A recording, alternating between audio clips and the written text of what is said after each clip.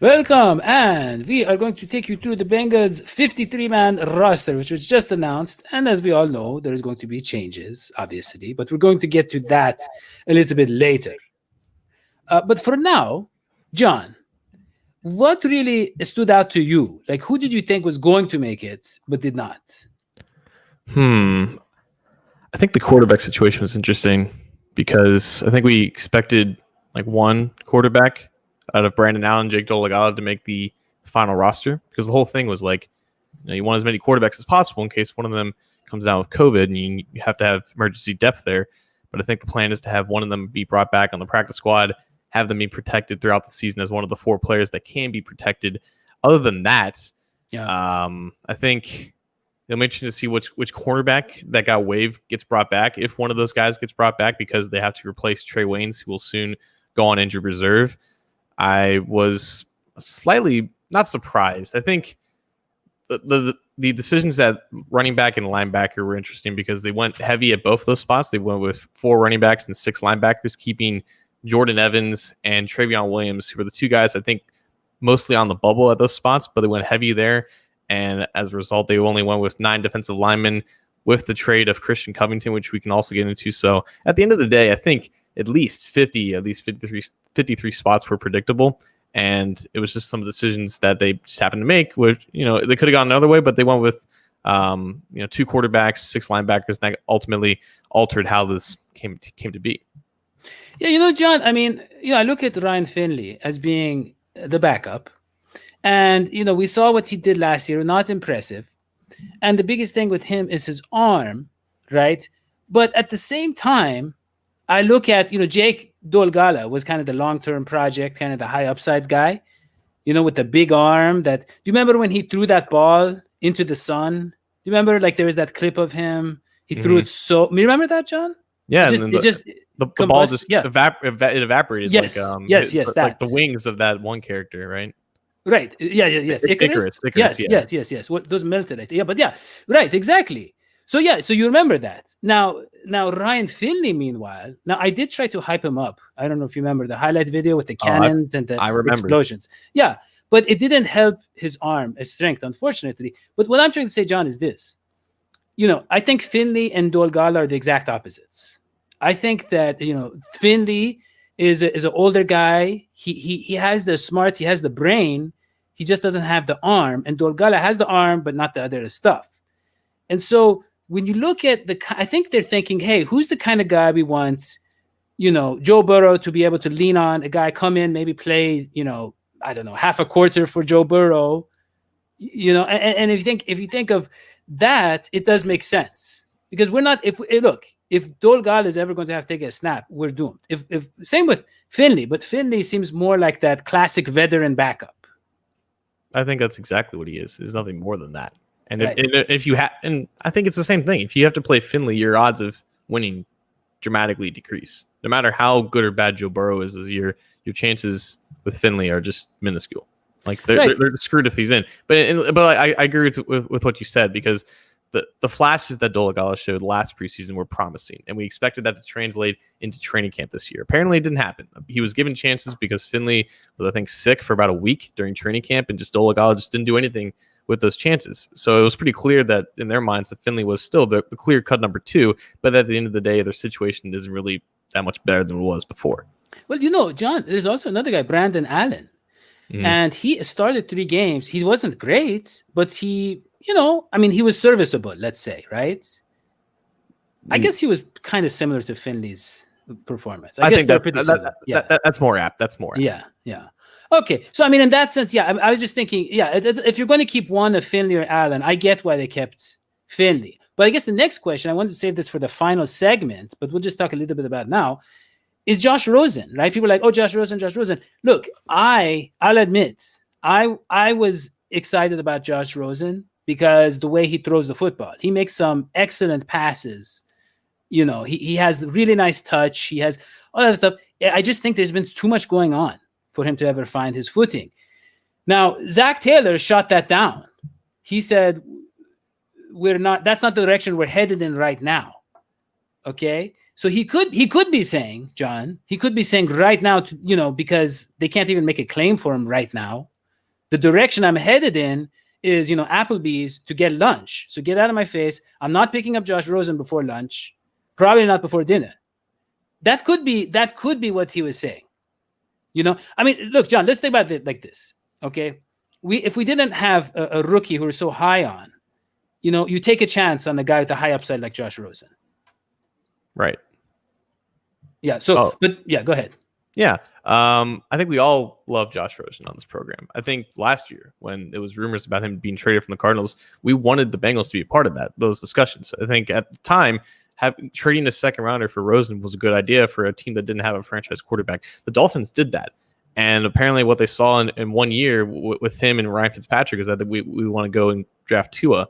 And then as soon as they brought back Fitzpatrick, it was kaput for Rosen. So it would be nice for Rosen to find a place where he can be groomed as a backup. And I think in a perfect world, he would find a place where he can potentially battle to be a starter.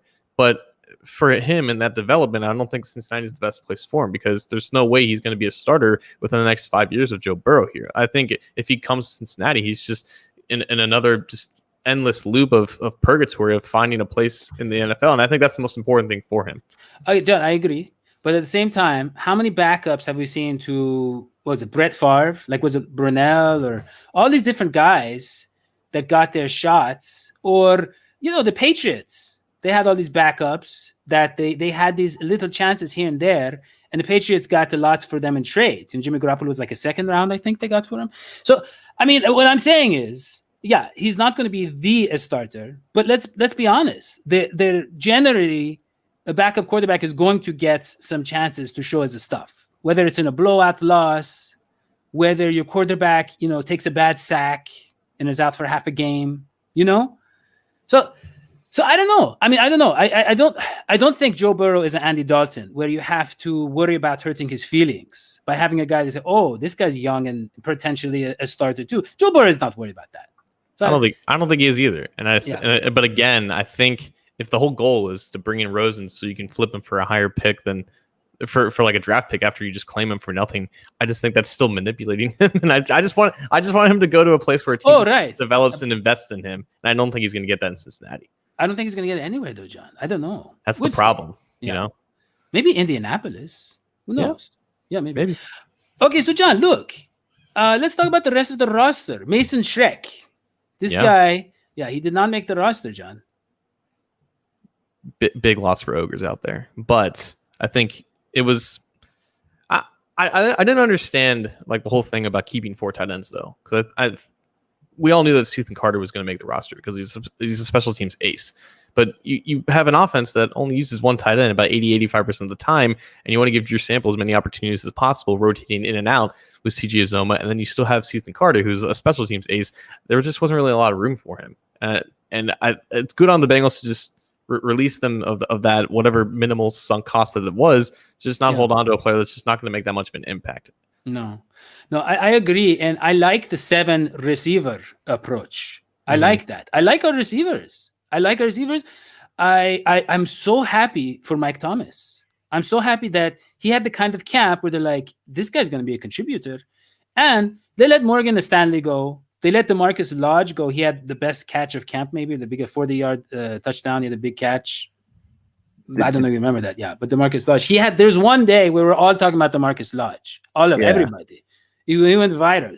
I never actually saw the catch. They didn't have a video of it, but everybody was just talking about it. I just want to clarify that Morgan Stanley is, I believe, a bank, and Stanley Morgan is the receiver that the Bengals just waived. Okay, you see, that is the thing. When you don't even know who a player is, you can feel free to cut them.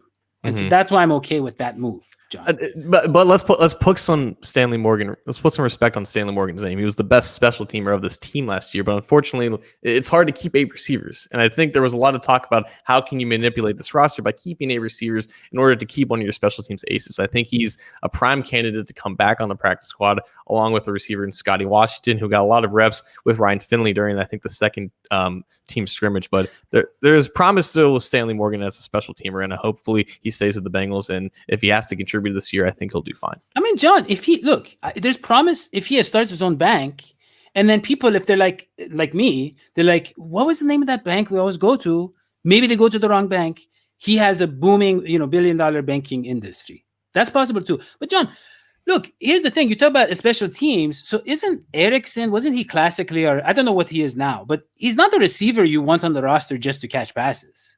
No, and he's the only qualified veterans backup to Tyler Boyd in the slot, which is like his only value on offense, but they just keep him around because he returns punts. Like they gave Darius Phillips opportunities to just take it away from him, and he quite literally fumbled it away. Like he just couldn't be a reliable guy that Alex Erickson was. But at the end of the day, like how much value is in that? Because as a kick returner, he brings you the same as I think as Brandon Tate, and he just doesn't fumble on pump returns. So like they're just keeping him around because it's a stable option. But I think if you would want to get a guy with higher upside as receiver and also brings value to special teams, Morgan probably would have been the guy that a lot of fans would have taken.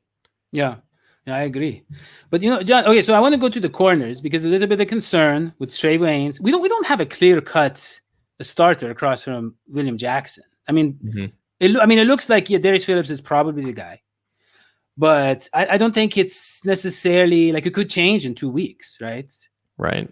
They were really impressed with Tony Brown, who they brought in this offseason, a veteran who wants to play for Alabama. Mind you, former Alabama cornerback is number 27, 9 years running on the Bengals roster. They have a guy that fits that qualifications. I don't think he's going to supplant or overtake Darius Phillips as a starter, but Phillips is dealing with a little bit of injury issues, and maybe that persists into the season, and Brown gets a shot. But I think Brown and LaShawn Sims, who really impressed early on in training camp, those are your two backups at cornerback, and it's going to be interesting to see who they bring in because they're going to place Trey Waynes on injured reserve.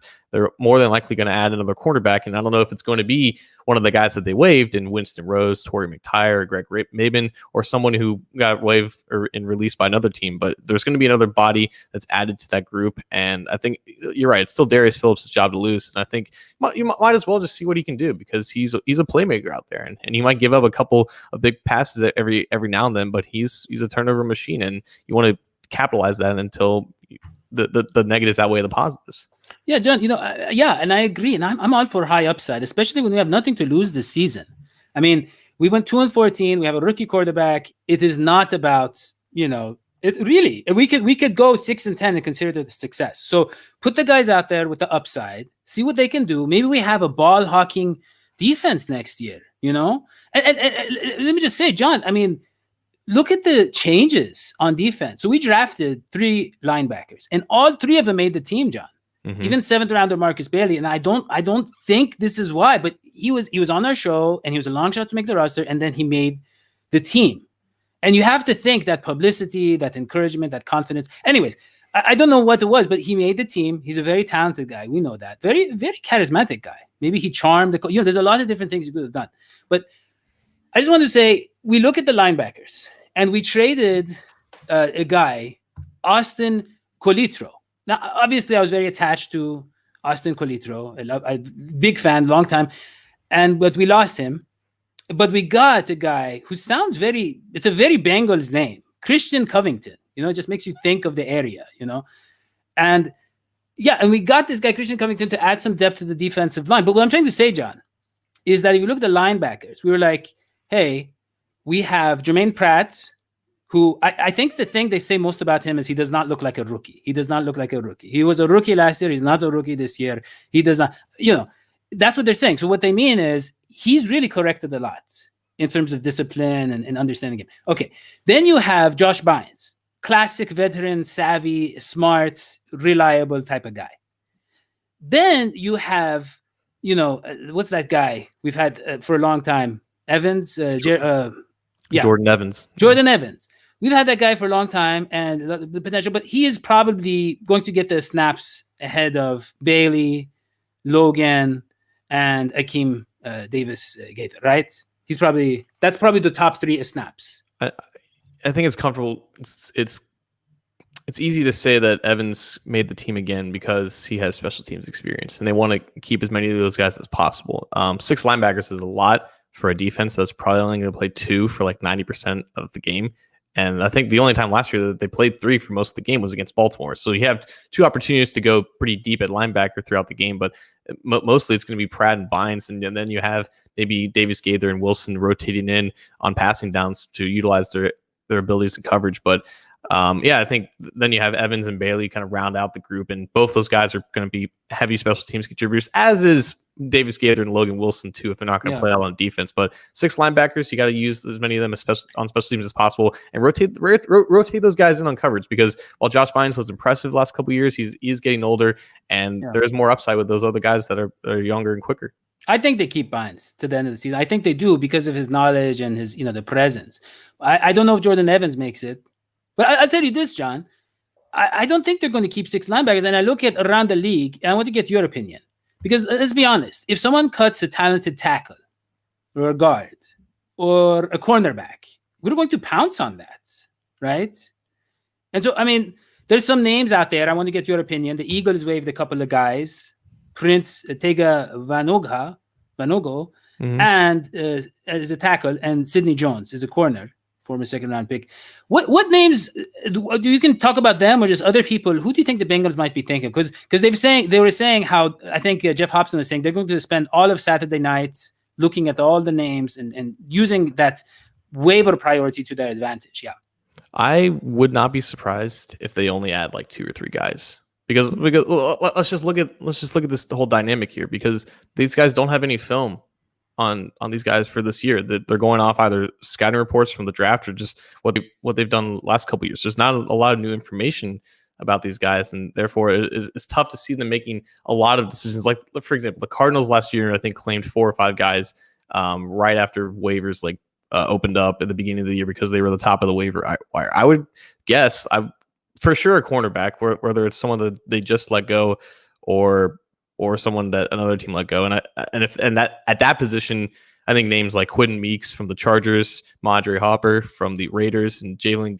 Guidry Jr. from the Jets, they all make a lot of sense. Those guys are young, athletic. I think Madre Harper was at the Senior Bowl where the Bengals were coaching. I'm not sure if he was on the team that the Bengals were coaching, but those guys who are young and athletic, they make a lot of sense. I don't know if they're going to add an offensive tackle, though. I think they really like Hakeem Adeniji. I think they still want to give Fred Johnson opportunities as well. So I don't foresee an addition at an offensive line, because especially the guys who do get released along the offensive line around this time of year, they're just not.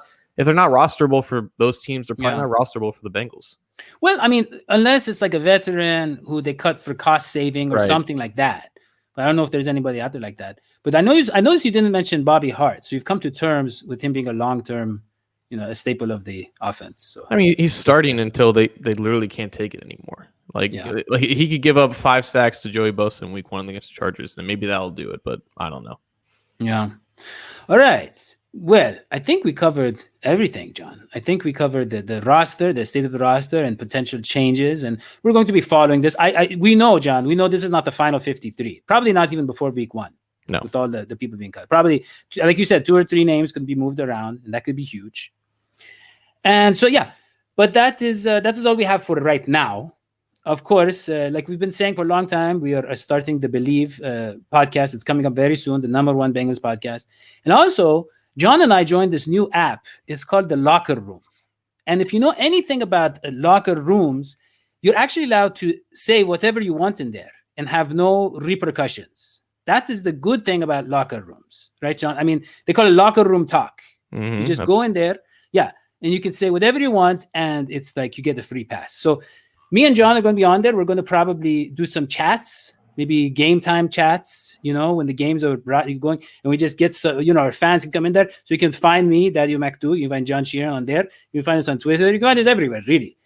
And John, any final thoughts?